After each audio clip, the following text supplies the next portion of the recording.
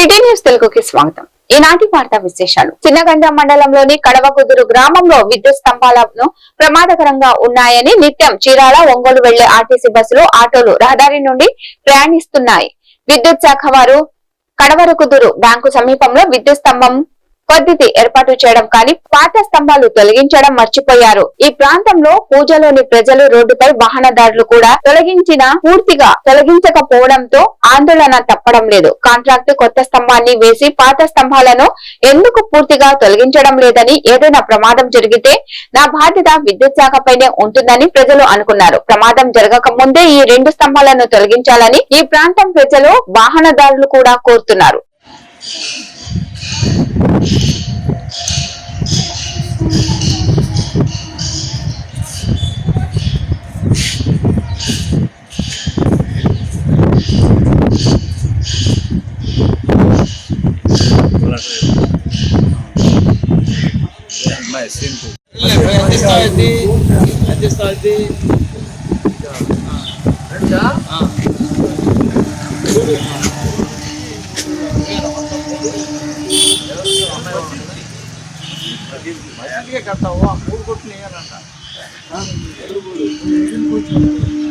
ముగ్గురు 3 రోజులు 6,000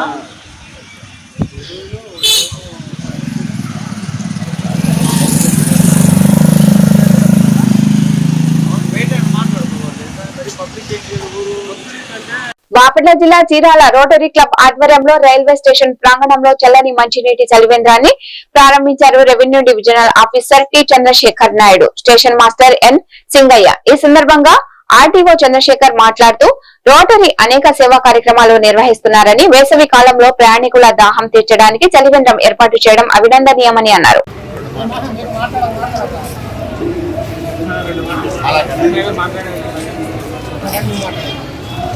rotary club president గారికి, సభ్యులందరికీ 6వ సంవత్సరం తర్వాత మనకి ఇదే కాకుండా మిగతా ఈ కరోనా టైంలో కానీ, తర్వాత ఇక్కడ ప్రయాణికులకి తుఫానులు అవి వచ్చినప్పుడు రోటరీ సేవలు మరవలేనివి.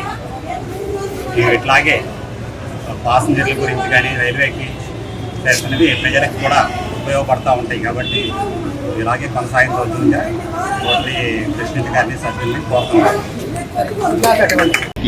చేసిన మన ఆర్డీఓ గారు, కొద్దిసేపట్లో వస్తున్న స్టేషన్ సూపరింటెండెంట్ గారు, మన రోటరీ మిత్రులు, ఈ కార్యక్రమానికి నిర్వహిస్తున్న వందర పూర్ణ అందరికీ ముందుగా నమస్కారం. రోటరీ క్లబ్ అంటేనే పరిసర ప్రాంతాల్లో ఉండే అవసరాలకు దృష్ట్యా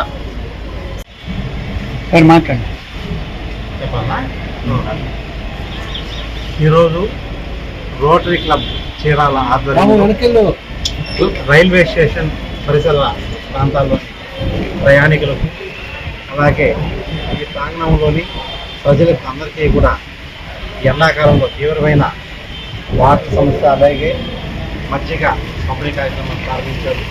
దీనికి రోటరీ క్లబ్ సభ్యులందరినీ కూడా మనస్ఫూర్తిగా మేము అభినందిస్తున్నాము.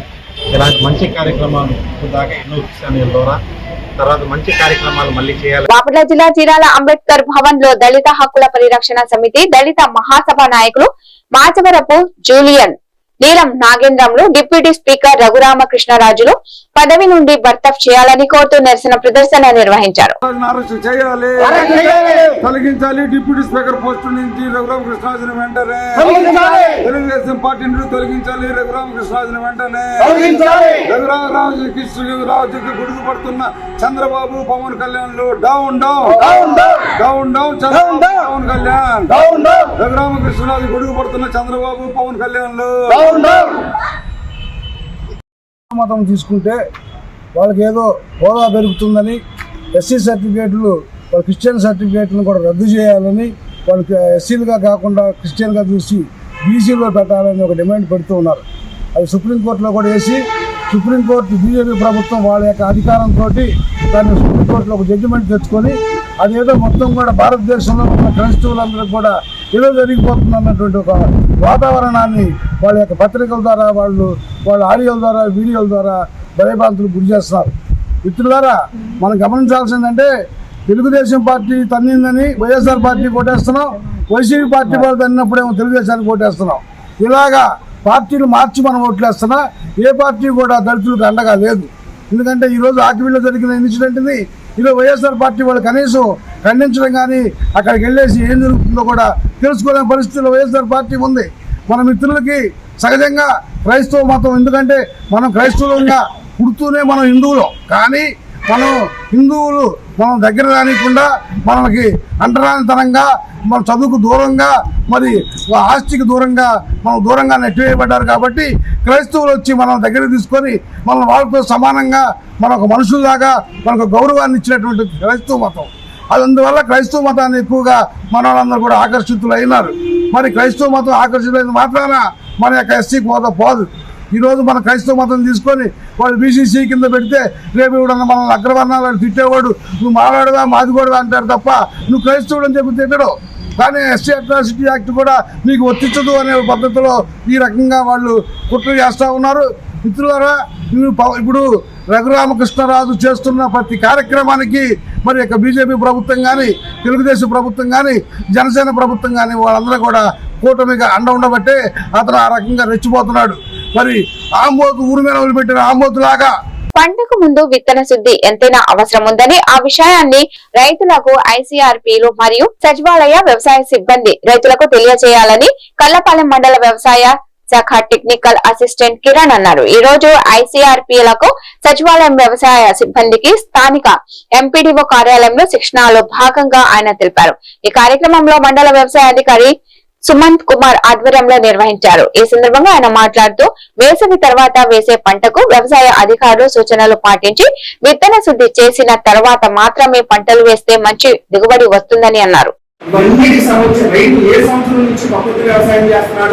ఏ సంవత్సరం నుంచి కిచెన్ గార్డు ఉన్నాయి, ఎన్ని గేదెలు ఉన్నాయి, ఎన్ని సమాచారం ఆ ఊర్వి యాప్ ఎవరు చేస్తారు, మన ఎవరైతే ఐసీఆర్పీస్ ఉన్నారో ఏమన్నా కూడా ఆ ఊర్వి యాప్ డీటెయిల్స్ అన్ని కూడా ఆ ఊర్వి యాప్ లో అప్లోడ్ చేస్తారు. రైతు కషాయం కొట్టాడు అనుకోండి, ఆ డేట్ ప్రకారం నెక్స్ట్ ప్రతి వారం అంటే ఐసీఆర్పీ మన బిఏఏ ఇద్దరు కూర్చుని ఈ వారంలో ఎంతమంది వచ్చారు, సో ఈ వారంలో ఎక్కువ మంది రాలేదు, రాకపోతే ఎందుకు రాలేదు అన్న దాని మీద బిఏఏ ప్లస్ ఐసీఆర్పీస్ కూర్చుని ఈ వారం అన్నది యాక్షన్ ప్లాన్ అన్నది తయారు చేసుకుని మనం రైతుని ఎస్టీఎస్ రైతులు ముందుకు తీసుకురావడానికి మనం ఎక్కువగా కృషి చేయాలి. అట్లా డిస్ట్రిక్ట్ ప్రాజెక్ట్ మేనేజర్ డిపిఎం అంటే ఈ డిపిఎం ఎవరు ఉంటారు, మన అగ్రికల్చర్ డిపార్ట్మెంట్ నుంచి ఏడీఏగా ఎవరైతే వర్క్ చేస్తారో వాళ్ళే మనకి ఈ డిపిఎం గా వస్తారు ఈ ప్రాజెక్ట్ ని నడపడానికి. ఈ బిఆర్సీ లెవెల్ అవుతుందా లేదా, బిఆర్సీ కిట్లు అవుతున్నాయా, మన మండలంలో 2800 చిల్లర రైతులు మనకి టార్గెట్ కింద ఉన్నారు ఈ సంవత్సరం. ఈ రైతులు ఈ 2800 చిల్లర రైతులందరూ కూడా ఈ కిట్స్ అన్నది మేము ఈరోజు మన ఏపీసీఎఫ్ దానిలో 2 రోజుల శిక్షణ కార్యక్రమంలో నిన్న ఈరోజు మన కర్లపాలెం మండలంలో మన విఐఏస్కి అలాగే ఐసీఆర్పీస్కి 2 days శిక్షణ కార్యక్రమం అన్నది పెట్టడం జరిగిందండి.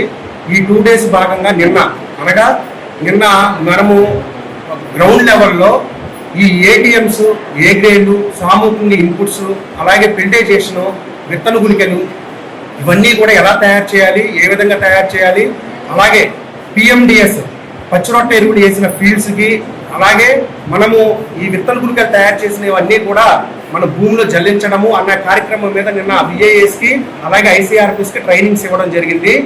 అలాగే మనము ఈ రోజు శిక్షణ ఏంటంటే 2వ రోజు శిక్షణలో మనం చెప్పుకునేది ఎన్ఎంఎన్ఎఫ్ గ్రామాలు పనితీరు ఈ సంవత్సరం 2026-27 టార్గెట్స్ని చెప్పడము, అలాగే ఈ ఎస్టీఎస్ రైతుల్ని ఇంకా ఎక్కువ మందిని ఏ విధంగా మనం ముందుకు తీసుకురావాలి, ఎస్టీఎస్ రైతుల్ని ఈ సంవత్సరంలో మన టార్గెట్ ప్రకారంగా ఎలా ముందుకు తీసుకెళ్లాలన్న దాని మీద ఈరోజు మనము కర్లపాలెంలో ఎంఆర్ఓ ఆఫీస్ దగ్గర మనం ఈ మీటింగ్ ఏర్పాటు చేసుకోవడం జరిగింది. ఈ కార్యక్రమంలో మన మండల ఏవో సుమంత్ సార్ గారు, అలాగే మన బిఏఎస్, ఈ మండలంలో పనిచేసే ఐసీఆర్పీస్, ఎఫ్ఎంటీస్ అందరూ కూడా హాజరవ్వడం జరిగిందండి. Thank you. నేడు 10వ తరగతి పరీక్ష ఫలితాల్లో కర్లపాలెం మండలంలోని ప్రభుత్వ పాఠశాల అయిన యాదలి ఉన్న విద్యార్థులు అధిక మార్కులు వచ్చిన వారిని ఆ పాఠశాల ప్రధానోపాధ్యాయులు సన్మానించారు. ఈ సందర్భంగా పాఠశాల ప్రధానోపాధ్యాయురాలు బి సుగుణమ్మ మాట్లాడుతూ మంచి ఫలితాలు రావడానికి కృషి చేసిన ఉపాధ్యాయులకు ధన్యవాదాలు తెలిపారు. ఈ కార్యక్రమంలో అత్యధిక మార్కులు సంపాదించిన విద్యార్థులను ఆమె సన్మానించారు. ఈ కార్యక్రమంలో ఆ పాఠ ఉపాధ్యాయులు విద్యార్థులు తదితరులు పాల్గొన్నారు. 2025-26 విద్యా సంవత్సరానికి 10th క్లాస్ రిజల్ట్ ఈరోజు గవర్నమెంట్ విడుదల చేయడం జరిగింది. మరి మన పాఠశాలలో విద్యార్థినులు మంచి రిజల్ట్ సంపాదించారు. అలాగనే విద్యార్థులు అందరూ కూడాను, but first second third places ముగ్గురు కూడా గర్ల్స్ స్టూడెంట్స్ రావడం అనేది చాలా విశేషంగా కనిపిస్తుంది. అంతేకాకుండా మండలంలో first place and second place కూడా మా పాఠశాలకు రావడం చాలా సంతోషంగా ఉంది. మరి విద్యార్థినులని తరబీదు చేసినటువంటి మా పాఠశాల సిబ్బంది యావత్తును బట్టి కూడా నేను చాలా సంతోషాన్ని వ్యక్తం చేస్తూ ఉన్నాను. వారందరికీ అభినందనలు. మరి అలాగే ఫస్ట్ సెకండ్ థర్డ్ సాధించినటువంటి విద్యార్థినుల్ని మేము ఎంతో సంతోషంతో ప్రేమతో బిడ్డల్ని అభినందిస్తూ ఉన్నాము. ఈ యొక్క అభినందన కార్యక్రమానికి వారి తల్లిదండ్రులు కూడా వచ్చున్నారు. అందుని బట్టి వారి తల్లిదండ్రులకు కూడా మా పాఠశాల పక్షంగా చాలా థ్యాంక్స్ తెలియజేస్తూ ఉన్నాం. మరి మా పాఠశాల అన్ని విషయములలో కూడా మరి ముందంజుగా ఉందని చెప్పడానికి ఏ సందేహము లేదు. ఇంకా ముందు కాలంలో కూడా ఇంతకంటే ఎక్కువగా ఇంకా ప్రయాసపడి కష్టపడి మంచి రిజల్ట్ సాధిస్తామని కూడా మేము తెలియజేస్తూ ఉన్నాము. ఈ అన్ని విషయములలో సహకరిస్తున్నటువంటి ప్రభుత్వం వారికి, దానికి మించి మా యొక్క పూర్వ విద్యార్థుల సంఘం ఇచ్చేటువంటి సహకారాన్ని బట్టి వారికి అందరికీ కూడా కృతజ్ఞతలు తెలియజేస్తూ, మరి మాకు వచ్చినటువంటి యొక్క రిజల్ట్ని బట్టి మరలా ఒకసారి మా ఆనందాన్ని తెలియజేస్తూ, ఈ విషయంలో మా చిన్నారులైన బిడ్డలందరినీ కూడా మేము ఆశీర్వదిస్తూ ఈ మాటలు ముగిస్తున్నాము. Thank you. రెండచింతల మండలంలోని మల్లవరం గ్రామంలో తండ్రి కూతురు నేడు 10వ తరగతి ఫలితాల్లో ఉత్తీర్ణత సాధించడం జరిగింది. తండ్రి జిల్లా బాబురావు ఆంధ్రప్రదేశ్ ఓపెన్ స్కూల్ ద్వారా 10వ తరగతి ఉత్తీర్ణత అయ్యాడు. కూతురు జిల్లా చట్టి రెండచింతల గ్రామంలోని సెయింట్ జోసెఫ్ హై స్కూల్ నందు 10వ తరగతి చదువుతుంది. 440 మార్కులతో ఉత్తీర్ణత సాధించడం జరిగింది. మీడియాతో మాట్లాడుతూ చదువుకి వయసుకు సంబంధం లేదని, కృషి పట్టుదల ఉంటే ఏదైనా సాధించవచ్చని తెలిపారు. దీంతో గ్రామస్తులు స్నేహితులు తండ్రి కూతుర్ని అభినందించారు. పేరు జిల్లా బాబురావు. నేను ఓపెన్ 10th చదవటం జరిగినది, రాయటం కూడా జరిగింది. నాకు మార్కులు వచ్చేసరికి నేను 15 సంవత్సరాలకి ఈరోజు నేను ఓపెన్ 10th రాయటం జరిగింది. నాకు మార్కులు వచ్చేసరికి 257 మార్కులు సాధించటం జరిగింది. 15 సంవత్సరాలకి ఈరోజు నేను ఎగ్జామ్స్లో పాస్ అవటం జరిగింది. మా కూతురు జిల్లా సిట్టి రెంటచింతల గవర్నమెంట్ స్కూల్లో జోసెఫ్ స్కూల్లో 448 మార్కులు సాధించటం జరిగినది. ఈరోజు కూతురు తండ్రి పాస్ అవటం బంధువుల్లో కానీ గ్రామంలో కానీ కుటుంబంలో కానీ సంతోషంగా ఉన్నారు. 10th క్లాసు రాయటం వయసుతో సంబంధం లేదు. నేను 15 సంవత్సరాలకి ఈరోజు తండ్రి కూతురు ఇద్దరం మేము పాస్ అవటం ఎంతో గౌరవకరంగా ఉంది. అందరికీ థ్యాంక్ యూ. ఈ వార్తలు ఇంతటితో సమాప్తం. నమస్కారం.